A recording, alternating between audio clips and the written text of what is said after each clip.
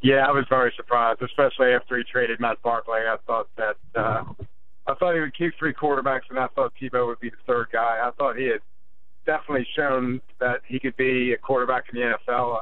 I thought he made impressive amount of progress during the preseason, and I definitely thought he deserved to be there.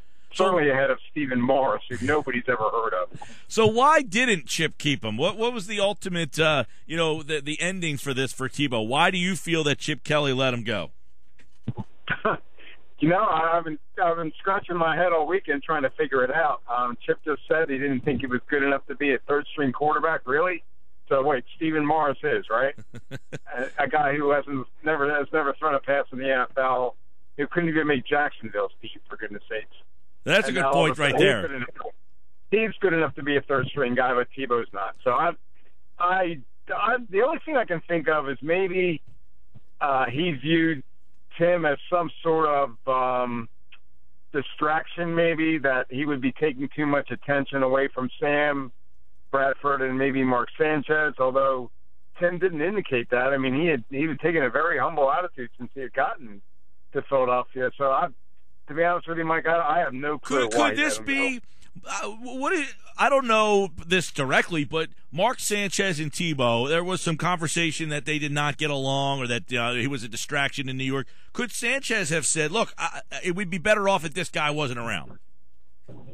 How could Sanchez have that kind of power as a backup quarterback? I mean, I don't see that. Maybe I know they did have their issues in New York, and they're not the closest of friends, but I don't see where – when you have 53 guys on a team, all 53 are not going to get along. You're going to have, some sort of flare-ups or just personality conflicts, and that's the case maybe with Sanchez and Tebow. But that's certainly not enough to dump the guy, I don't think.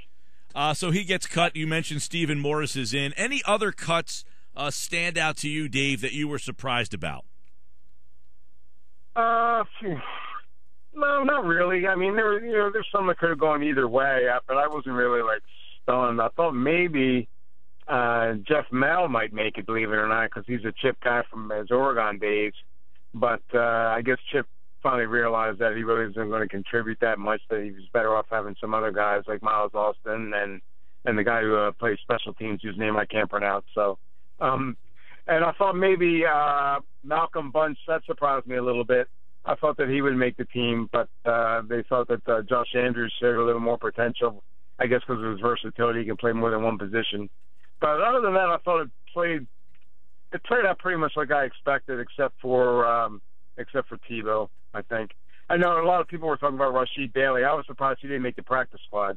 I thought that he had certainly shown enough to merit that, but Chip talked about that today, as a matter of fact, and just doesn't think that he said he just goes by the guys who were rated the highest, and Rasheed was third on his list, and he only kept two. So, yeah, were you surprised? Okay, they let Watkins, they end up letting him go, and then you hear in the reports out of Pittsburgh that Boykin has fell down to the fourth corner out there. A lot of people had said, with all the corner problems they had, are they kicking themselves for trading Boykin?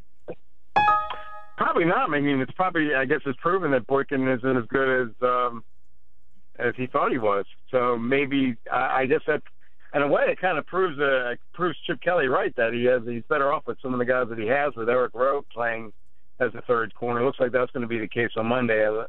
From what I understand, they're going to move Nolan Carroll into the slot and just have Rowe on the outside, although he didn't play too well against the Jets, so he certainly has some growing pains to go through. But, yeah, I guess for whatever reason, they just don't think that Boykin fit. I thought he had a really good year 2 years ago as a slot guy. He kind of fell off a little bit last year. And maybe he's a case where the personality, maybe, I don't know.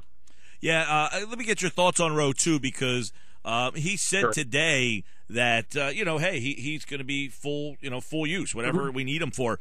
Do you, because he looked like he has struggled a lot. He was a safety primarily in college for his first 3 years. Are you surprised NFL corner, or do you think he has a better opportunity to be an impact player at safety? Corner, but I wrote in my column, Chip Kelly knows more about football than I do, even though we had playoff wins. So I guess he thinks that Rowe is better suited for corner. It didn't make any sense to me if you have a college career, basically, the safety, especially since that's a weak point on your team. But Chip and Billy Davis have the reasons for switching him. I see how it all pans out. I think it would be better suited at safety, like you said, though. Dave Weinberg pressed Falcons Monday night here on 97.3 ESPN, and obviously Vinny Curry, he had said today he goes into the meetings with the linebackers right now. It looks like, what do you anticipate Curry's role being? Is he going to play more snaps as a linebacker, or does he get snaps as a rushing down lineman on the, like he's done in the last couple of years? On Monday night, I think it'll be more about outside linebacker, only because Marcus Smith clearly isn't ready physically. I don't know if he'll ever be ready, ability-wise, but once he gets healthy enough, I know they're going to take a chance to throw him out there and see what he can do. But until then, he's not ready to play on Monday. I saw him today; he's still limping around a little bit. So I think that Vinny will be the number 3 guy, and if he plays well, who knows? Maybe he'll stay there. But they do need that pass rushing defensive end too, and he had played that role very well last year. So I think they're hoping that Marcus Smith will be able to recover enough so that he'll be able to fill that role as the third outside linebacker and move Curry back to defensive end. But as of now, he's going to be the guy that spells Connor Barwin and Brandon Graham. All right, Dave, obviously they play Monday night, so there's that extra day in here. But Sam Bradford, it looks like as of today, he'll go into Monday night, not going to be extended, at least for now. Is this a smart move for Bradford? I would assume he holds all the cards here, and this is his decision to not do this and say, you know what, I'm going to take a shot on myself.